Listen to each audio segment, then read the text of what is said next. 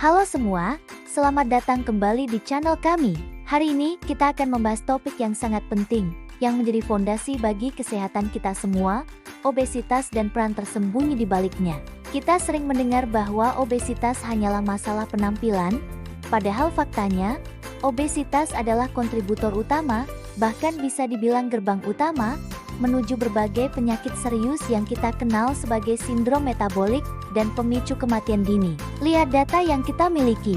Di masa-masa sulit seperti pandemi lalu, sekitar 90 hingga 95% orang yang dirawat di rumah sakit karena infeksi virus memiliki kondisi komorbid bawaan, seperti diabetes tipe-tipe, hipertensi, atau obesitas. Ini bukan sekadar kebetulan, ini menunjukkan bahwa pertahanan terbaik kita bukanlah protokol eksternal semata, melainkan protokol kesehatan internal, yaitu kemampuan tubuh kita sendiri.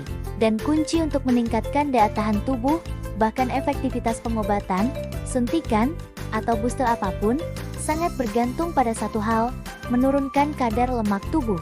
Nah, disinilah kita masuk ke mitos terbesar yang selama ini membelenggu banyak orang. Panduan kesehatan konvensional seringkali mereduksi kegemukan hanya menjadi matematika sederhana, kalori masuk versus kalori keluar. Jika Anda gemuk, Anda dianggap malas, tidak punya kontrol diri, atau hanya terlalu banyak makan. Paradigma ini tidak hanya salah, tetapi juga menghakimi dan tidak manusiawi. Tubuh kita bukanlah kalkulator bodoh. Tubuh kita sangat cerdas. Saya selalu katakan, tubuh tidak punya reseptor kalori. Tubuh tidak menghitung 100 kalori dari brokoli sama dengan 100 kalori dari permen gula.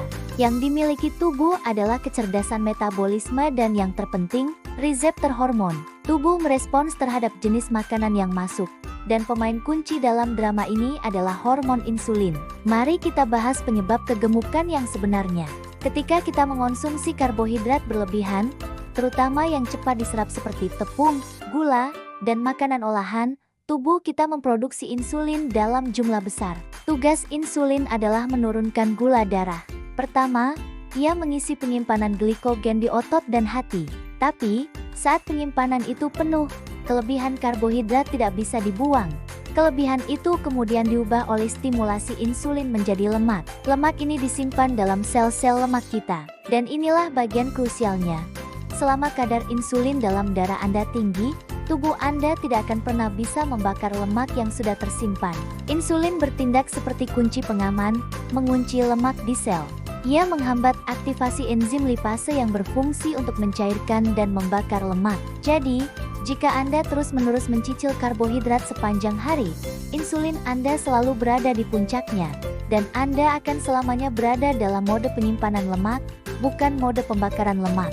Fenomena ini juga menciptakan efek roller coaster energi. Lonjakan insulin yang sering menyebabkan gula darah Anda turun drastis, atau hipoglikemia, tak lama setelah makan.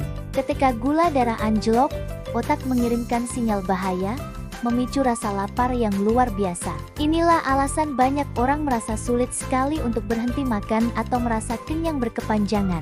Ironisnya, panduan makanan konvensional, bahkan di negara maju, seringkali menyarankan porsi karbohidrat hingga 60% dari total piring kita. Sayangnya, banyak dari karbohidrat ini berasal dari sumber yang memicu resistensi insulin, seperti tepung dan gula tambahan. Pendekatan satu ukuran untuk semua dalam kesehatan ini sangat berbahaya, karena kebutuhan dosis dan strategi diet setiap orang berbeda-beda, tergantung tingkat sensitivitas insulin dan aktivitas fisik mereka. Kita juga perlu melihat kebijakan. Selama masa krisis kesehatan global, fokus kebijakan lebih banyak tertuju pada protokol ketidakterjangkitan masker, jarak, mencuci tangan yang tentu saja penting. Namun, fokus pada protokol kesehatan yang sesungguhnya, yaitu membangun imunitas internal melalui metabolisme yang sehat, seringkali terabaikan. Jadi, apa solusi strategisnya? Solusinya sederhana namun fundamental. Kurangi konsumsi karbohidrat berlebih, terutama tepung dan gula. Tujuannya bukan untuk menjadi anti karbohidrat total, melainkan untuk menormalkan fungsi insulin Anda. Ketika insulin stabil dan rendah, tubuh Anda akan mengaktifasi mode pembakaran lemak, menggunakan lemak yang tersimpan sebagai sumber energi utama. Kesehatan adalah tanggung jawab pribadi. Kita harus berhenti menyalahkan faktor eksternal atau genetik semata. Kita harus memutuskan untuk menjadi tuan rumah yang buruk bagi penyakit. Penyakit tidak bisa berkembang jika tanahnya, tubuh kita, tidak subur baginya. Fondasi dari perubahan perilaku yang berkelanjutan adalah edukasi, pemahaman mendalam tentang bagaimana tubuh Anda bekerja. Akhir kata, jangan biarkan diri Anda terjebak dalam rasa takut atau cemas. Karena stres justru menekan sistem kekebalan tubuh. Bangunlah keyakinan dan keinginan yang kuat untuk hidup sehat. Belum ada kata terlambat untuk mengevaluasi strategi kesehatan Anda. Mari kita mulai hari ini dengan pola makan dan olahraga yang tepat untuk meningkatkan kualitas hidup kita secara menyeluruh. Terima kasih sudah menonton. Jangan lupa follow dan subscribe untuk konten kesehatan lainnya.